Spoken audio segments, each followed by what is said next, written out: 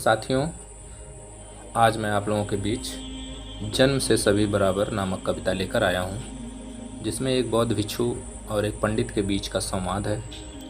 उम्मीद है आप लोगों को अच्छा लगेगा, और अगर अच्छा लगे तो इस तरह के और वीडियो पाने के लिए चैनल को सब्सक्राइब ज़रूर करें और वीडियो को अपने जानने वालों को शेयर करना ना भूलें, ताकि इस वीडियो को बनाने का उद्देश्य पूरा हो सके।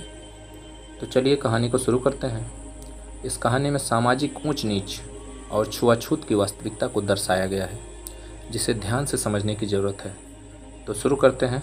गांव के एक दृश्य को देखकर आनंद बौद्ध कहते हैं, पंडित जी, इसे दूर से ही चुल्लू में पानी क्यों पिला रहे हो?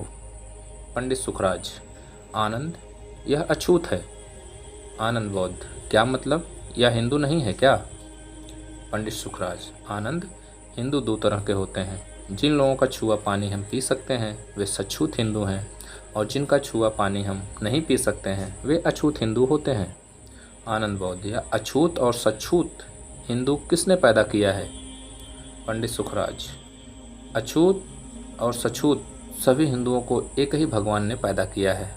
आनंद, हमारे शास्त्रों में लिखा है कि भगवान ब्रह्मा ने अपने मुंह से ब्राह्मण, हाथ से क्षत्रिय, पेट से वैश्य और पैर से शूद्र पैदा किया है।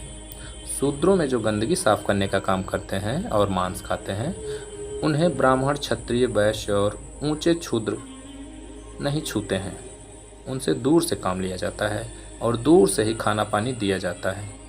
उन्हीं को अछूत कहा जाता है। आनंद बौद्ध: पंडित जी, मैं बुद्ध को मानने वाला हूँ। वे कह गए हैं कि किसी की बात पुरानी अथवा लिखी होने से सही मत मान लो, उस पर तर्क करो। इसलिए मैं आपसे पूछता हूँ कि क्या आज भी ब्राह्मण, क्षत्रिय, वैश्य और शूद्र ब्रह्मा के मुंह, हाथ, पेट और पैर से पैदा होते हैं? पंडित सुखराज: मैंने और मेरे पुरखों ने किसी को भी मुंह, हाथ, पेट और पैर से पैदा होते स्वयं नहीं देखा है। मेरी जानकारी में तो सभी आदमी औरतों के पेट में पलते हैं और पैदा होते हैं। आनंद बौद्ध: पंडित जी, क्या हर जाति और धर्म की औरतों के शरीर की बनावट एक जैसी नहीं होती है? पंडित सुखराज: सभी औरतें एक जैसी होती हैं और उनके अंग भी समान होते हैं। आनंद बौद्ध: पंडित जी, अछूतों और शूद्रों की लड़कियों को एक उम्र में जननांग से खून का बहाव होता है, जिसे महीने भर बाद आने के कारण मासिक धर्म कहा जाता है। यह ब्राह्मण, क्षत्रिय और वैश्य लड़कियों को भी मासिक धर्म आता है क्या? पंडित सुखराज: हाँ आनंद, दुनिया की तमाम जाति व धर्म की लड़कियों को एक अवस्था में मासिक धर्म आता है।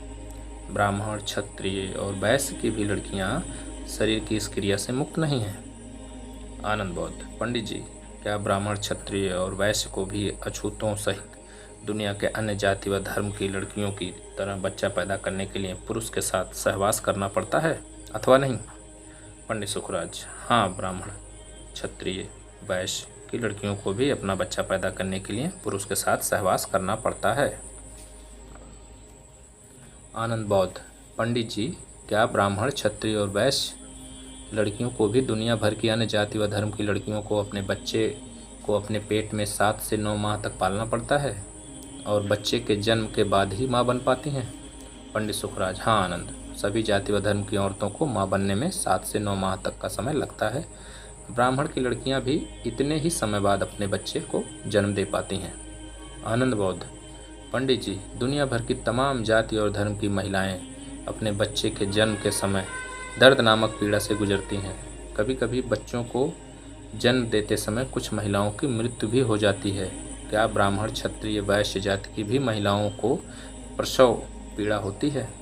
पंडित सुखराज: बिल्कुल होती है, और सच कहूँ तो सबसे ज़्यादा होती है, क्योंकि काम ना करने के कारण वह अन्य औरतों से कमज़ोर होती हैं। प्रसव के दौरान ब्राह्मण की औरतों के मरने की संख्या सबसे ज़्यादा होती है। आनंद बौद्ध: पंडित जी, अपनी माँ के गर्भ से जन्म लेने के बाद दुनिया भर के लड़के लड़कियों के 2 आँख, कान, नाक, हाथ, पैर तथा एक सिर, मुंह, जीभ और मलमूत्र के द्वार होते हैं। क्या ब्राह्मण लड़के लड़कियों के जन्म के बाद इन अंगों से ज़्यादा अथवा कम अंग होते हैं? पंडित सुखराज: इतने ही अंग होते हैं, इनसे कम या ज़्यादा नहीं होते हैं। बच्चे सबके एक जैसे ही होते हैं। आनंद बौद्ध: पंडित जी, फिर बताओ, ब्राह्मण, क्षत्रिय, वैश्य, शूद्र, अछूत, सछूत हिंदू, मुसलमान, सिख, ईसाई आदि दुनिया भर के इंसानों के जन्म लेने का तरीका, समय, पीड़ा एवं उनके अंग जब एक समान होते हैं तब जन्म से कौन ऊंचा और कौन नीच, कौन अछूत कौन सछूत होता है। रही बात गंदगी साफ़ करने की, तो तुम ही बताओ, गंदगी करने वाले ऊंच और गंदगी साफ़ करने वाले नीच कैसे हो सकते हैं? और अगर ऐसा है तो हर माँ जो अपने बच्चे का मल मूत्र साफ़ करती है वह नीच हो गई और उसका बच्चा ऊंच हो गया, क्या ऐसा है? पंडित सुखराज: अरे आनंद, तुमने तो आज मेरी आंखें खोल दी। सच यही है कि जन्म से सभी मनुष्य बराबर होते हैं। साथियों, इस कहानी से हमें यह समझना चाहिए कि हमें किसी को ऊंच और किसी को नीच नहीं समझना चाहिए, क्योंकि सभी जीवों को प्रकृति ने बनाया है। उसमें हम इंसानों को भेदभाव पैदा नहीं करना चाहिए। ऐसा करना प्रकृति पर कीचड़ उछालना है।